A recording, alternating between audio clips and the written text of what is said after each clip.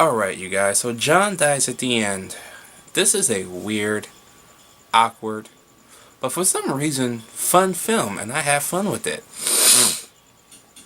What I'm going to do is I'm going to explain one part of this plot, and that's it. Because if you try and go beyond that, you're going to get confused. I'm probably going to confuse myself. The plot really doesn't make a lick of... It kind of makes sense. You just gotta roll with it. So, there's this drug that you shoot up called, what the fuck was it called now? Oh, it's called soy sauce. Yes, I know. And it's a lot like the symbiote from Spider-Man that later becomes Venom. It kind of looks like that. It's like a living organism. And you shoot it up, and it makes all these type of weird, like, visions and weird shit that goes on in your mind.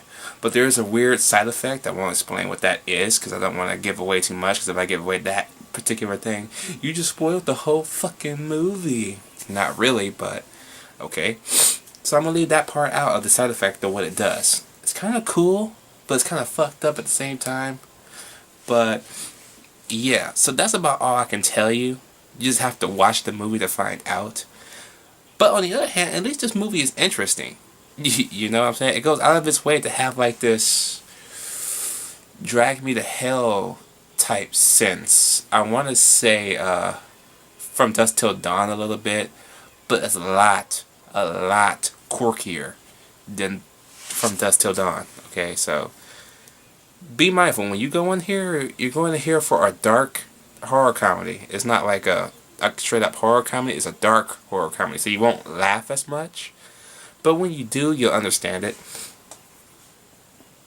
Now, excuse me. I do like the acting in here. The acting is fairly decent. Plus, you got Paul Giamatti. That man's never bad in nothing. Nothing. So, he don't even have to... You can just say his name and that's it. Just awesomeness from there on out. But the film is called John Dies at the End. And John is not really the star. It's Dave, his best friend. His best friend is the narrator throughout this whole movie. It's through his eyes. John is just the best friend. Okay? The title is kind of misleading. A little bit. Okay?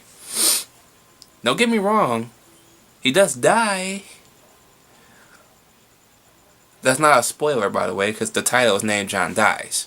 He does die, but something else happens, and the title will soon be like, this title doesn't make any sense anymore, you know?